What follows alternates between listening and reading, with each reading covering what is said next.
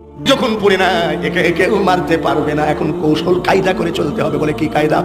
মুসা আমাদের ছেলে, আমাদের মাঝখানে ঘুমাবে, এক পাশে তুই আর এক পাশে আমি। আমি যখন ঘুমাবো তখন তুই জেগে জেগে পাহারা দিবি, আর তুই যখন ঘুমাবি আমি তখন জেগে জেগে পাহারা দিব। এইভাবে লালন পালন করতে হবে। মুসা নবী 3 মাসের বাচ্চাকে মাঝখানে ঘুমাইয়ে রেখেছে।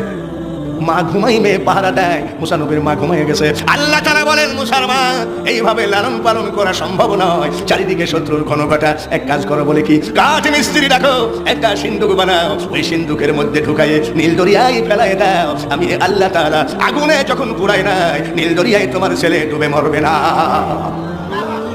স্বপ্ন দেখে একেবারে ভোরবেলায় বিছানায় চিন্তা করতেছেন, কাঠ মিস্ত্রি কোথায় পায়? আমি একটা মেয়ে মানুষ, এদেশে কাঠ মিস্ত্রি কিটা আছে ভাবতেছে, বিছানায় বসে বসে ভাবছে, কে স্বপ্ন দেখলাম, কি ব্যাপার। এমন সময় বাড়ির দরজায় এক ফেরিওয়ালা এসে কয়, মা কিছু বানাবেন নাকি? মা কিছু বানাবেন? এত ভোরবেলায় আমাদের দেশে ফেরিওয়ালা, এখানে তো কোনো ফেরিওয়ালা আসে না। কিটা দরজা খুলে দেখে লম্বা ছড়া এক বাবাজি দাঁড়ায় আছে ব্যাগ ঘাড়ে। বলে কি ব্যাপার? বলে মা আমি কাঠ মিস্ত্রি, কিছু বানাবেন নাকি? কাঠ মিস্ত্রি? আপনি কি কি বানাইতে পারেন? মা, কেউ যদি কোনো বাচ্চা নিয়ে বিপদে পড়ে, কোনো সন্ত্রাসীর ভয়ে যদি বাচ্চাকে নীল দরিয়ায় ভাসায় দেয়, ওই ধরনের সিন্ধুকও আমি বানাইতে পারি।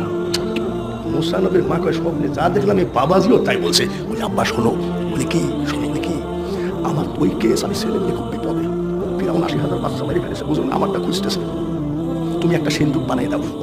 আব্বা তুই কাঠ আর লোহা কত দাম? মানে কিছুই লাগবে না, সব আমার ব্যাগে আছে। সুবহানাল্লাহ। বলে লোহা কাঠ কিছু কিনা লাগবে না, সব আমার ব্যাগে আছে। আমার শুধু একটু পানি লাগবে। পানি কি করবে কন্ত? ওটা কি করে? বাটাল ধার দেবে। ঠিক কিনা? আপনাদের দেশে বাটাল বলে তো, বাটাল ধার দেবে। মুসা আলাইহিস সালামের মা পানি আনতে গেছে, কাঠ মিস্ত্রি সিন্ধুক বানাই নিয়ে বসে আছে। ওয়া মাকারুল্লাহ খায়রুল মাকিরিনে, তুই ও মাওলা, তুই রে তুই, সব তার খেলা। এত ওয়াজ থাকতে বাংলার মাটিতে ওয়াজ, বক্তারা শুধু এক বক্তার পাশায় সিমটে মারা ছাড়া কিছু জানে না। মুনাজাত নাই, মিলাদ নাই, সবাই বরাত নাই, সবাই কদর নাই, কবর জিয়ারত নাই। তাহলে ভাই সবই নাই, আপনি মৌলবিও নাই। বর্তমানে এই নিয়ে মোল্লাই মারামারি চলে, বলুন ঠিক কিনা? আজকে বাংলার মানুষ বিভ্রান্তির পথে। আমরা আসলে কোন রাস্তায় যাব? আলেম সমাজ এক হতে হবে, ঠিক কিনা?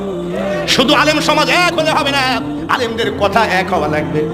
ওই কথা পরে আসলে সময় থাকলে বলবো। আগে শর্ট করে মাঝখানে বাদ দিয়ে চলে গেলে এই দেওভোগের যুবকরা আমাকে মনে মনে গালি দিবে, বক্তাও না বক্তারা যাকো।